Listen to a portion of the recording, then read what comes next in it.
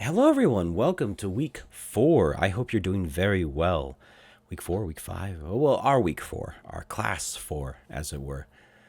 This week, we're going to be talking about something that's related to communication is knowing your audience, knowing who you're talking to and what you're talking about. This is very, very helpful, particularly with teaching, because knowing who your students are, what they like, what they don't like, is very helpful in making lessons, in adapting lessons, in changing your lesson material to better fit and work with your students so they get the most out of it, what they like, what they don't like, what their backgrounds are, and also being aware of cultural references. For example, I'm now an older person. I used to be younger. Time does that. But knowing what TV shows or what YouTube shows or YouTubers that your students like or watch, that helps. Minecraft used to be very, very popular. I don't know if it still is. Yeah, it's still Minecraft. But knowing what your students like is very helpful in and what they're interested in presenting material, particularly in EFL environment, but also in general, in being able to take advantage of that connection. It's very helpful for us. So this lecture is about that, knowing your audience and what we can do with that. And there's some, I think, interesting parts in there as well. There's also a segment there where I talk about video production and camera angles and sound and microphones and lighting a bit. And it's nothing earth-shattering. I can't pretend it is, but I can pretend that it is important, and it helps make for more presentable videos and video lessons. I've been feeling a bit under the weather recently, so I'm still using the voiceover format because I can just talk and not have to get cleaned up, as it were. And I think you can hear the frog in my voice. I think you can hear the frog in my throat, as it were, right there. All right, so with the housekeeping, I've gotten your introduction videos. They're nice. I'll get them graded as soon as I can. Evaluation, get you some feedback as we go along, and we will see each other on the other side of the lecture. Goodbye. Of this week, and that is knowing your audience. Now, as teachers, this is something that's quite obvious and absolutely critical. You must know your audience. Your audience, of course, are your students. Now, here's the hard thing, the difficult thing with this untact learning, especially with the asynchronous untact learning. I don't know who you are, and you don't know who I am either. Leads into the problems. Now, some of us, we've had class before last semester, but we don't really know each other. Not really, no. But knowing your students, knowing who your students are, what they know, what they don't know, is quite important. So it's something that we need to be aware of when we're starting with a group of students, whether we'll have more time if we're a homeroom teacher, of course, but if we're a subject teacher, rotating students, it's important to know how the different groups of students interact, how they talk to each other, what they're good at, what they're not good at, because different classes have different personalities. Individuals, of course, have different personalities. That's very obvious, but different groups of people have different personalities. Now, this is something I miss from in-person classes, is seeing how these personalities developed. Some groups, some classes I had are very quiet. They don't talk during class. Some talk way too much. Hot diggity daffodil. And others don't. So there's different personalities, different levels of positivity or activeness levels, things like that. So another factor will be in mind. This is for all audiences, not over students, but demographic information, such as socioeconomic levels. What that means is how much money they have, And as we're public school teachers, you'll be, some of us might be going into Gangnam and teaching there, or teaching, in Songpagu where there's more money, or teaching in Bundang, places like that. Some of us might be going off to, say, Taebaek or Jungsun in Gangwon where there's less money, or up in Gosung, just north of Sokcho, up in the, on the far north, closer to North Korea. Now, those students are very, very different. Yes, they're Korean students. Yes, they're the same age, but they have different experiences and different access to information, to teaching, to education, to different kinds of foods as well. And so it's things that have to be borne in mind. Education level, how much these students know. Now, with Korean elementary school students, you should, it's a fairly standard template, but not all students know the same things. That's something we're dealing with subjects, such languages such as English or other things.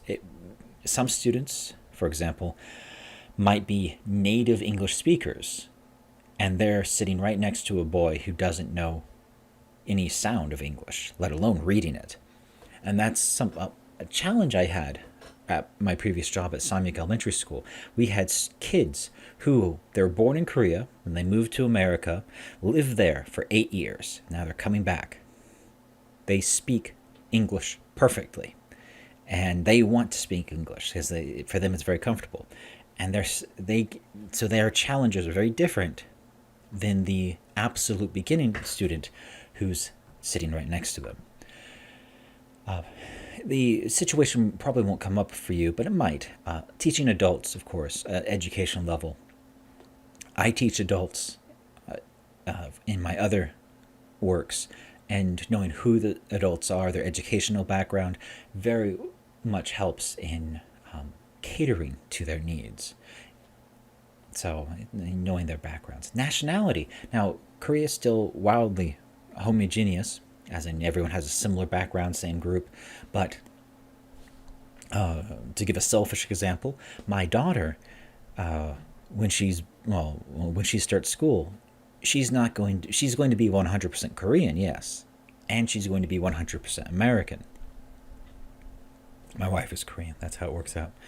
So she'll be both, and that's happening a lot more, especially not in the cities as much, but in the rural areas. There are certain parts in Korea, in Jeollanam-do or in parts of Gangwon province as well, where you'll have schools where there are 40% or almost 50%, or some schools where there's more than 50% of the students are mixed. They're multicultural students. And that's different. That's a different challenge for you. That's a different situation. And you'll learn more details in another class about the, Damunhwa Goyuk. You'll learn about teaching multicultural kids in other parts of your educational career.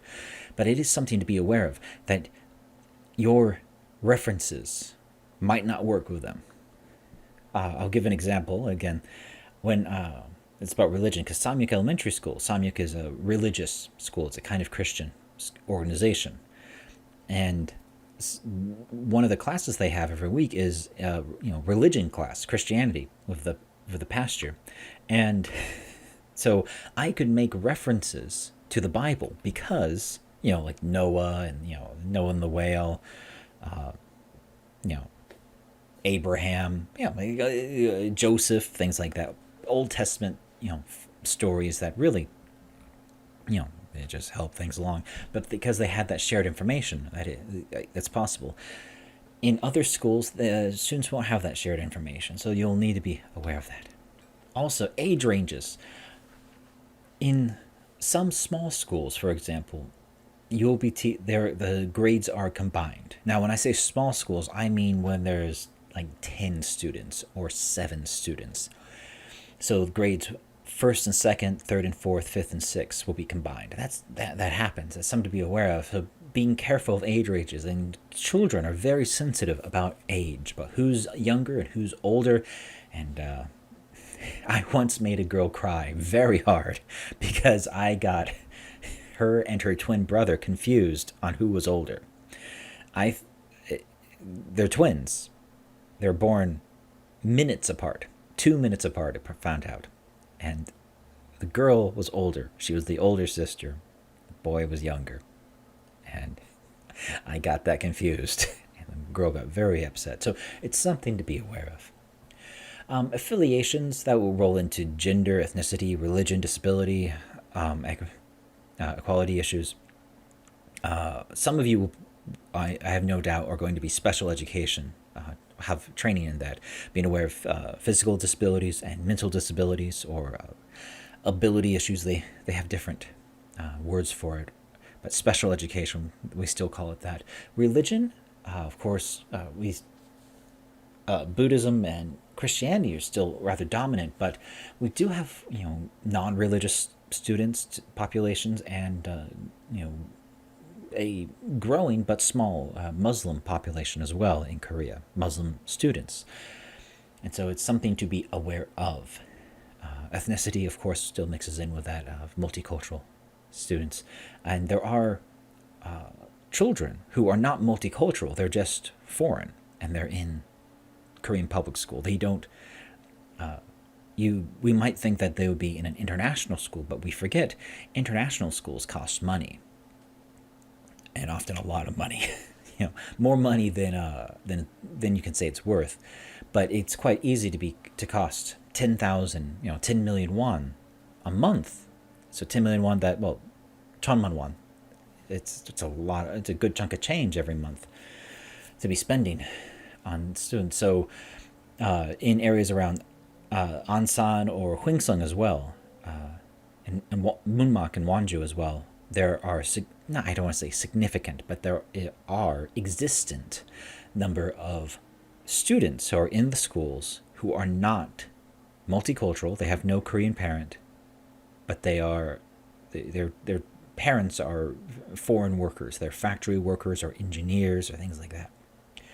So over the summer, I taught a boy, and he lives with his family in Goyang, and he is from Uzbekistan. And so, his mom and dad are from Uzbekistan, and dad works for a company, and he goes to public elementary school, and he speaks Korean there, and his Korean's okay, but it is something to be aware of. Then something else, of course, and this is something that's more difficult to know about: family circumstance, marital status, children, grandchildren. This is something that slapped me in the face, metaphorically, of course, is when what you think is the rather banal, innocent question of, oh, what does your daddy do? What work does your father do? What does your father do? What job does he have? And I was teaching at a school, and the answer was, at one school, this is up in Gosong, most of the students don't live with their parents. They were living with their grandparents because their parents were away working, or they couldn't take care of their children. Rather sad situations. Or so it's something to be aware of. Try to be aware of family circumstances, and we can't be aware of it unless we know about it, know our audience. Psychological profiles. Sometimes this is something we learn over time, the different personalities individuals. Some groups, some kids, they can't play games because they cannot accept ever losing a game, and they have huge fits. And so that's something to learn quickly is, can you play a game with kids or can you not? Something to be aware of. Power and status, just knowing who you're talking to and how you're working with them. Of course, first language. For most of our students, that's going to be Korean, of course. Preferred learning styles. How do they like to learn? You're learning, there's physical learning, audio learning, visual learning, all these tactile learning, all these different ways of learning that you'll need to be aware of. Not everyone responds very well to just listening to a voice for 2 hours. Next, also, their likely attention span. How long can they really pay attention? And give an example. I can't use the word teach, but I work with a 2-year-old boy to help his English. We don't have lessons. A 2-year-old isn't going to sit down and write and listen. They'll play. We'll play games together. We throw balls around and we play with toy trucks and things. That's what we do. And I speak English, and he speaks Korean. So I think he's trying to teach me Korean, but he does absorb. He right now what he's doing, he's not learning because he's not trying to learn. He's acquiring. He's absorbing language. He's absorbing sounds, and sometimes he makes fun of me of how I talk, but he does it by mimicking me, which is kind of the point. I'm tricking him into speaking English. Of course, for a 2-year-old, that happens. But we can't do more than 30 minutes because it just can't. You can't do it. When I teach some older boys who are still, they're only 5 or 6 years old. We're learning how to write and do things. We can't do more than 40 minutes. That's impossible. Their brains would explode. Metaphorically, of course. So that relates to time expectations. How long can we expect to go before breaks? Children, you need breaks. Adults need breaks too. You can't have an 8-hour class, an 8-hour lecture. It's not going to work for anyone. Even 3 hours is too long. But that's how we break things up. And then also the final measure here is how knowledgeable in your subject they are. How much do they know already? And this is always, the moment of panic for me. I never know how much you know. I don't know. I've never seen your English, your high school English efforts. I don't know until you show me something, which is why the introduction videos are so important, because then I can actually see how new students are. Now, some of us we've met before, but again, well, I say met before. We had class before, but I don't really know you, so it's difficult to know how much students know. So that's why we ask these probing questions, these comprehension check questions, to see how much students really know. I have mentioned in EP2, but I'm not teaching that this semester. But in EP2, it's a methodology class. One of the most important questions to never ask a student ever is, do you understand? That question, you will always get a lie. You will get one answer. I say always. 99% of the time you'll get one answer. Can you guess what answer students are almost always going to say? Yes. They're going to say yes. Especially if they don't understand, they're going to say yes. Because nobody wants to be the one stupid idiot who doesn't understand. And everyone's going to make fun of them and call him an idiot. Oh, look at the stupid babo. And it's going to go bad and they're going to cry. It doesn't matter that nobody else understands too, but they get to point their fingers and laugh at the stupid idiot who actually said yes, who said they don't understand. So I don't ask that question. Do you understand? We ask comprehension check questions. We make sure they understand. They show they understand. And that's part of, say, quizzes, or also with the discussion questions, how you answered tells me how much you understood. And that was very helpful. Another thing to be aware of is how much interest they have in your subject. And with something like English, that's very flexible, because what is English? English is the conveyance, the means of communication. Therefore, English can be taught through anything. Some students like animals. Some students like stories. Some students like Nintendo. Some students like BTS, things like that. So finding out how to present the material to students can be very helpful. And this goes hand in hand with their preferred learning styles, and then also knowing what's the most effective way for them to learn. All right.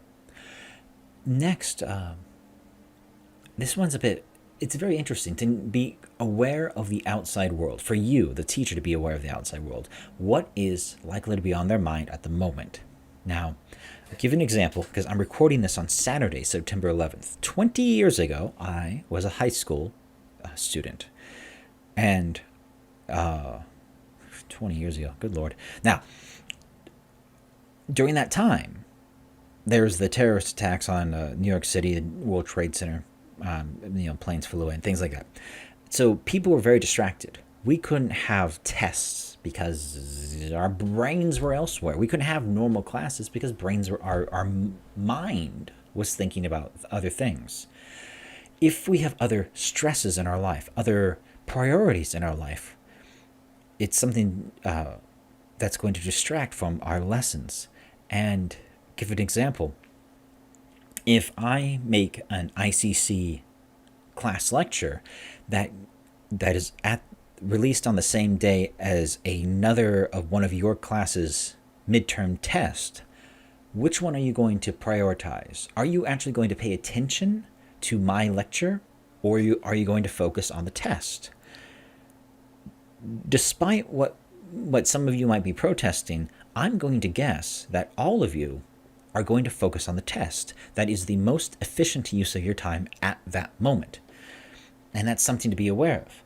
And it's something that I try to work with our projects and tests, to try to stagger them well enough that we don't cause too much stress.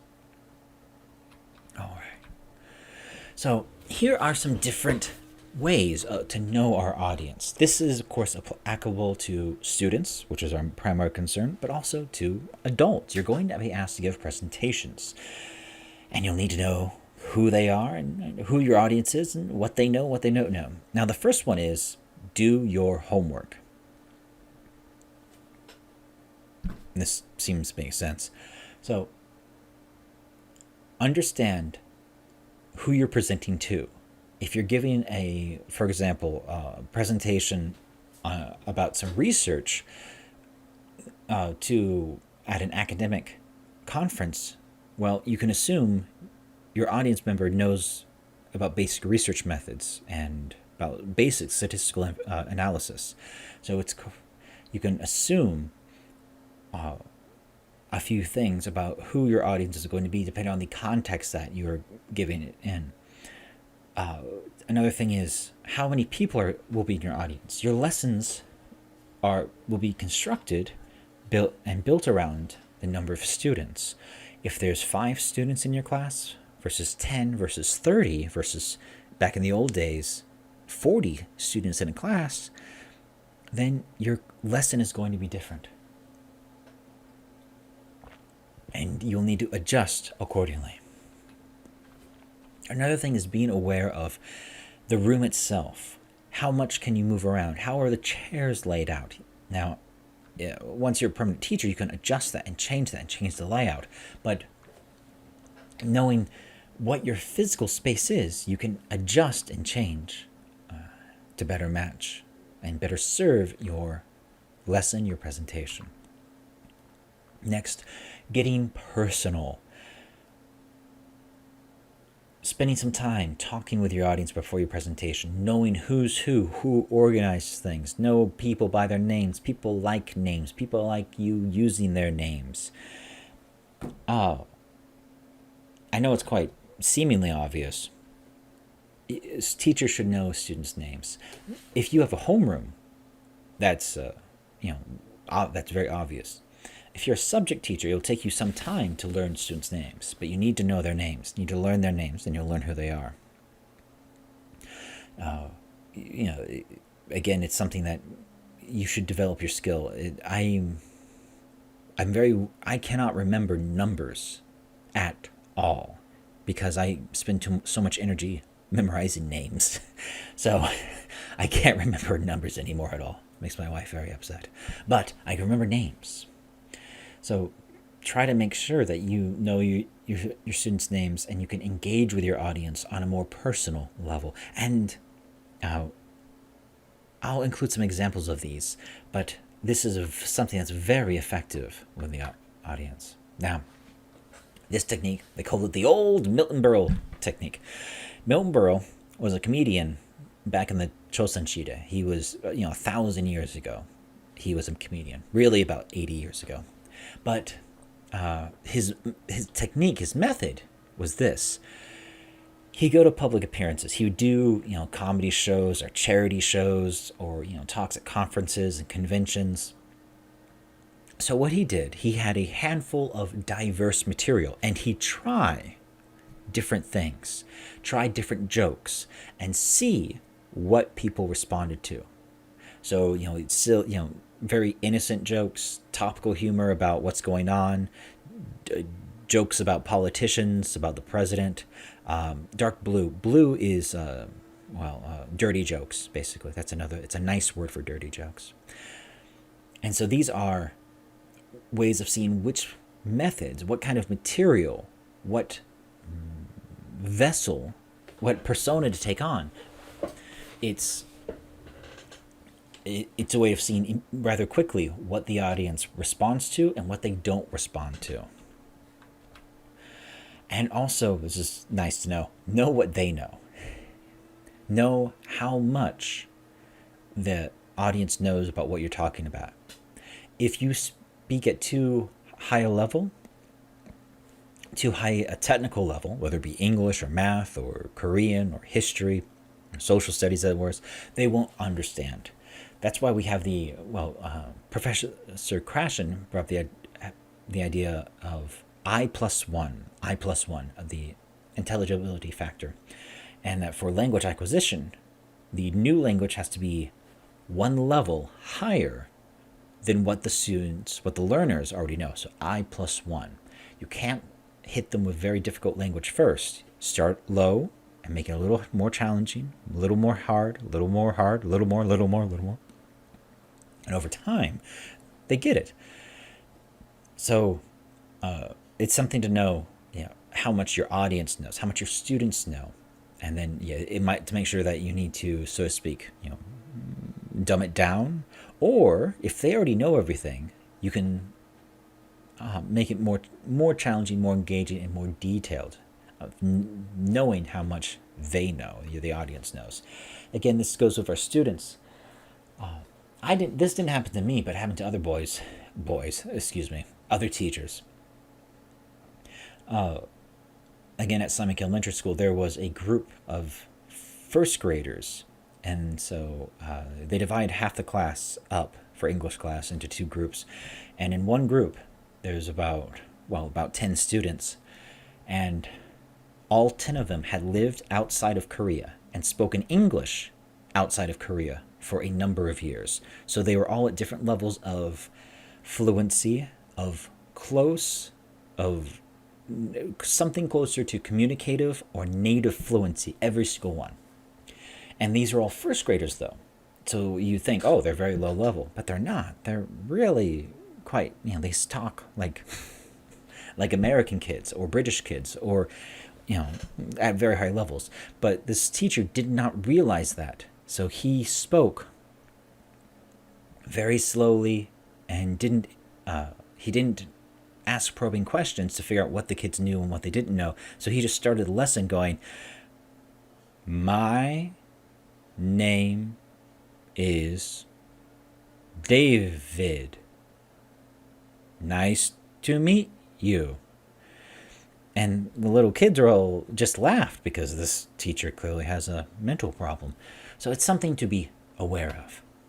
And this one's the most difficult, but it's here. Don't be the star. We're all performers to a degree, but it's important that we include our audience. Don't be overconfident. Make sure that the material is the star of the show, not you. Nobody's paying money to see you, or me, for that matter, talk. They're paying money to learn something. Paying money directly or indirectly by parents and tax dollars. These are 5 methods about, trying to help know who our audience is, and better know how. And knowing this, we can make better lessons and better teach our students and make better presentations ourselves. All right, that is the demographical information that goes into identifying, who your audience is, knowing who your audience is. And it's all very helpful, as you can gather. But the big question is, how does that help? And this next short clip, we saw it last week. It's the old the silver haired man who's very high energy, yelling and screaming. But his point is, what is the customer's underlying need? What does your audience need? What do they want?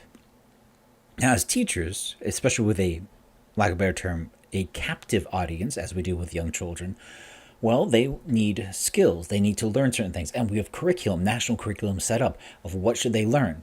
And so we know what their needs are. We know what their ultimate goals are from a bureaucratic point of view.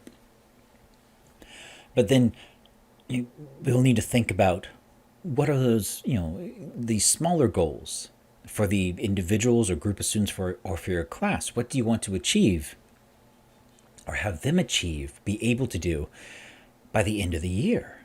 That's quite important. That's very important to know, to understand, to think about. And something to bear in mind as a teacher, that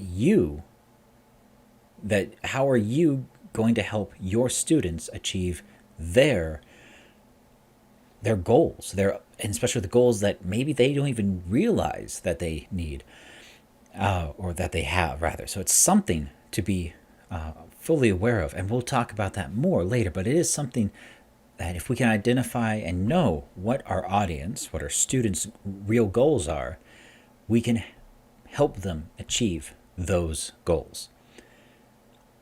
When I teach my adult classes with tutoring or other things, it's much easier to vocalize. But a lot of students, they say, oh, I want to speak English. But yeah, but why? Why do they want to speak English? What really why?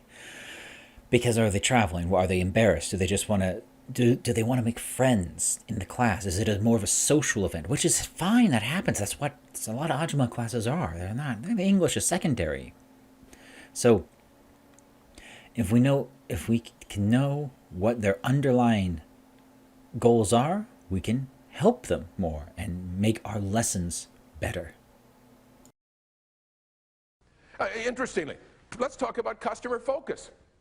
Hey, I want to tell you something. The next guy in your business, the next up, or the next customer in that dealership that walks. You go find out if your sales manager is going up to that salesperson and saying, tell me something, that one that just walked out the door? Yeah, what was that customer's basic fundamental overriding need? I'll work you up. But 95 of 100 salespeople in this industry can't tell you. They have no idea in hell what the customer's needs are. What if he said, oh, the needs for a four-door, the needs for a red car? I'm not talking about need. The guy came through the door because his kid's leaving for college and he's looking for a car that she or he can get there safe. They came in the car because the neighbor bought a car and they're looking for a status or an image. We don't know that. Customer focus in selling says that we identify the customer's needs from the customer's point of view. And it is a sales management responsibility for everyone who walks out that door to say to the salesperson, what was that customer's need? By the way, I even kid General Motors. I've been to every one of the Chevrolet and all of those great, fantastic systems that you got where you're measuring customer satisfaction of the people who bought the car. Ladies and gentlemen, we need to measure customer satisfaction of the people who didn't buy the car.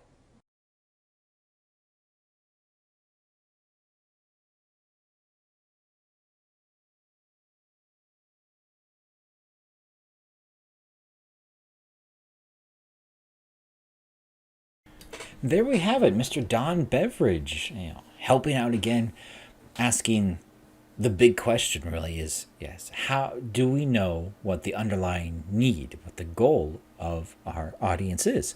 And that will help us immensely in making the best presentation, making the best speech, and making the best lesson. Now, with students, especially young students, if you ask them what their goal is, they're not going to be able to, visualize or vocalize exactly what's going on. Adult students, they should be able to, and of course, with adult students, you'll also be able to ask deeper questions, not just, for example, English. Like, the students want to learn English, but why? What's the actual purpose? Do they work for Samsung? Are they a junior executive at Samsung and they need to get a certain point score on their English test in order to not get fired at the end of the year, which is what happens with junior executives. It's quite cutthroat. So, knowing what the actual need is of our audience, of our students, will help immensely in guiding and preparing the students for what we need them to do and to help them better succeed. So that's why knowing our audience is immensely helpful, and knowing our students is immensely helpful. Now, to change topics just briefly, this last week I asked you to make introduction videos, and it's Saturday night, and I have a few, but I haven't gotten all of them yet. But when I assigned that, the introduction videos, your video production quality was not being graded overall. It didn't matter. But in the future of the semester later on, it is going to matter. It is going to matter your camera angles, your camera, your sound quality, as in can you be heard? Your lighting. Lighting is something that we can control. That costs zero money. We just figure it out. So I'm attaching a short video segment that I made earlier, much earlier, and it briefly explains different ideas of cameras and sound, and explains briefly how I go about making video lessons. So hopefully it's helpful to you and helpful in improving our video qualities, and especially because with this semester being mostly online, you're going to be making video projects. That's just the nature of the beast. All right, then, let's jump right in to talking about videos. Hello, everyone. This is a short video about making videos and what we can do to help make our videos better, and how they can look better and sound better. Right now I'm talking to you with this camera, but I have this camera set up as well, so you can see how things look differently. And I've got a microphone, but both cameras have microphones as well. So I have 3 recordings going on right now, and we're going to compare each one.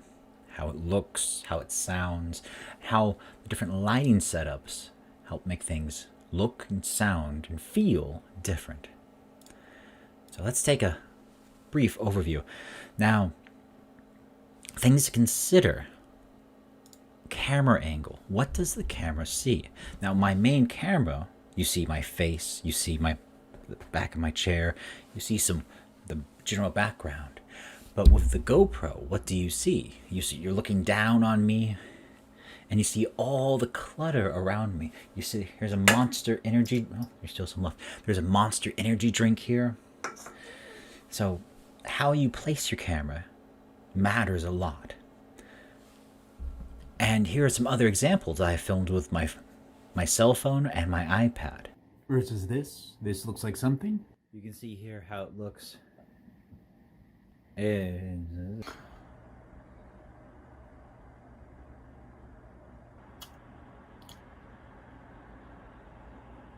another thing to bear in mind, where are you filming? Now, you can see my backdrop here is I'm in a dark room. But if I were to film in front of the window, what would you see? And you can see that here. The window in the back, but light off. We can't see very well at all. Let's talk about lighting. Now, I believe on the GoPro, you can see I use a ring light as my main source of light. It provides nice, even lighting. But what if we were to turn that off and just use the monitor? How does that look? Not very good. So let's bring in some natural light.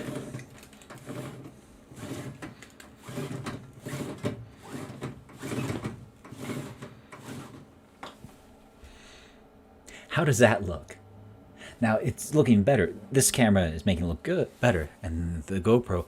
But how does my face look? Now, the right side of my face is much more in shadow, obviously. It's natural light. We bring that back down and make it halfway. It looks different. It feels different. If we turn on the ceiling light, you can see here, it feels different. And there's a lot of light coming in off my hair. And that mixed with the light from the sun, everything looks a bit different. And we mix that in with the ring light. I look tired. I look a bit sick. I don't look that good. Now, I don't expect you to get a ring light, but I want us to see how things look and feel. This ring light has different settings. This is the regular setting, the white light, and that's how it looks. It's like a bright fluorescent light in my face. It has blue, which looks like a monitor, and very warm light. I like the warm light. I think it looks better for my skin, especially if it's the only source of light, the main source of light. That's how it looks. I think it looks a lot better this way than it does with the other settings. But if you play with your lights, play with and try to figure out what's the best way for you to look, and what looks best for you, you can see and experiment and figure out what's best for you. There's different settings, of course, as well. Now, let's talk about sound. Sound is important. I have 3 recording devices right now, but I'm really just going to use one, the one with the condenser microphone, which you can see. So I'm talking into this. This has a pop filter for those B and P things. How does it sound with just the big camera, the on-camera microphone? Let's give a listen right now.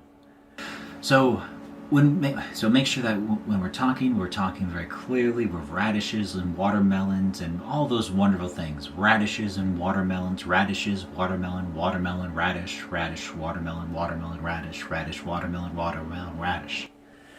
That's with the DSLR microphone. But what did the GoPro pick up on that? And we can hear the difference. We can hear how it sounds.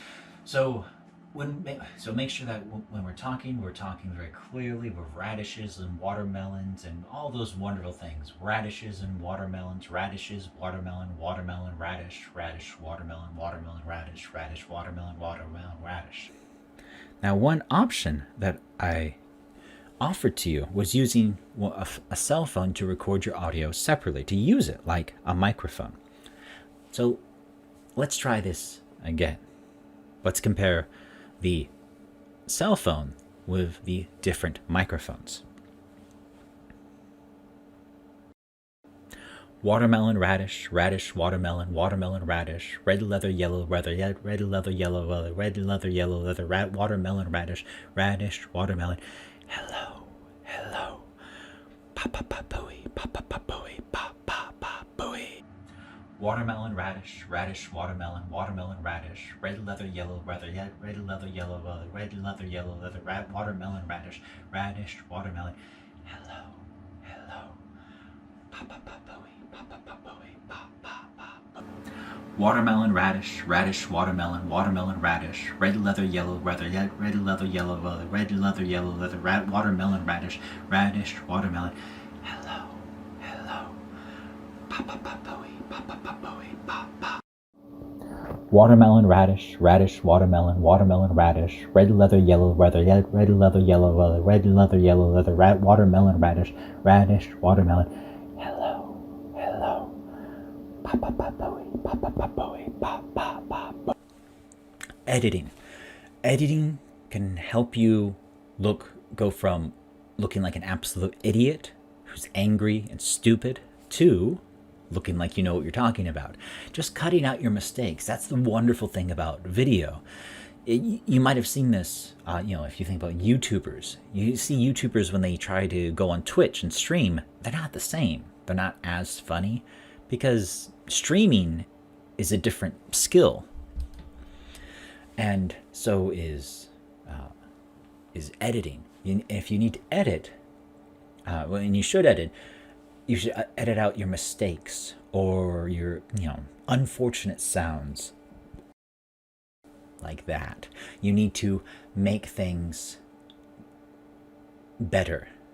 So when we make videos, especially video lessons, you can try multiple takes. If you have difficulty saying something, try again and try again and try again until you're happy with one of them.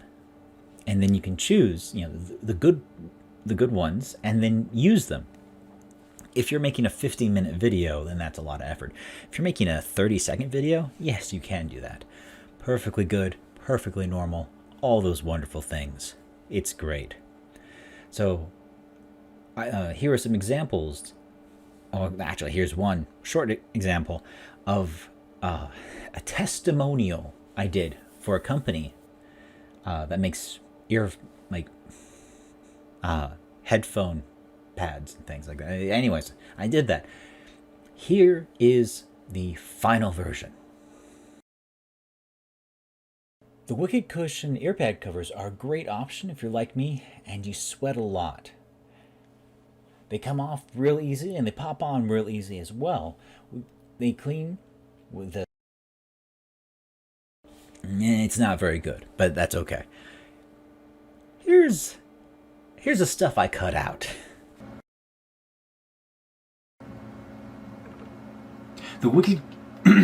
The earpad covers by Wicked Cushion are a real option for you if you're like me and you sweat a lot, but you still like listening. You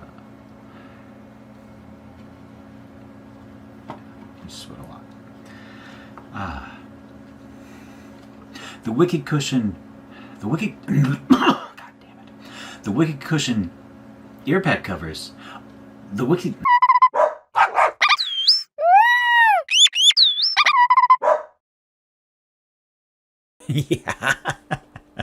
Yeah. That happens. So things... Be aware also of sound, how you're recording. Be aware of background noise. What is the microphone picking up? Now, let me just do something real fast and see if it comes in. So I've opened the window. I don't know if you can hear it, but I can hear it. There's cars outside. There's wind. All those things making noise. And that background noise can be annoying for the audience. So try to make it easy for your audience to hear you. All right.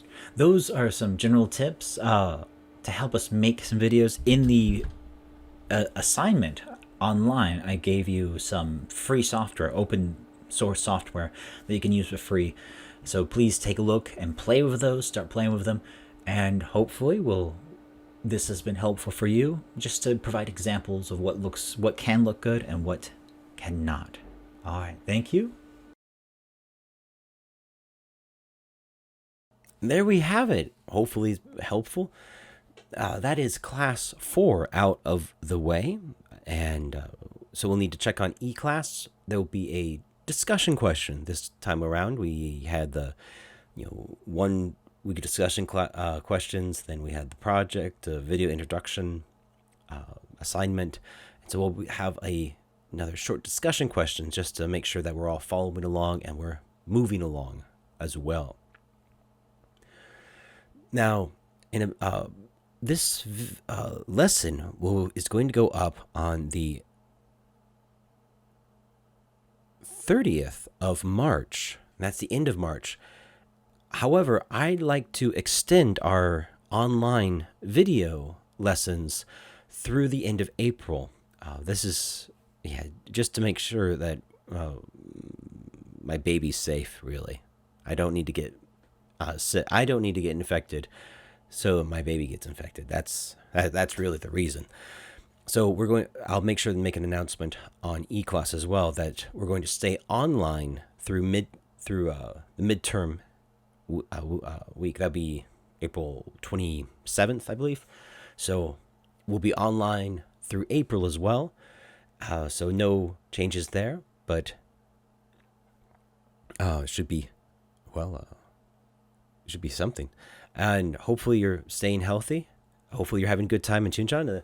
The leaves are starting, well, the flowers are blossoming, so it's going to get real pretty if the weather can stay good. And hopefully you'll be able to enjoy it as well. Have a wonderful week. Check eClass, and goodbye.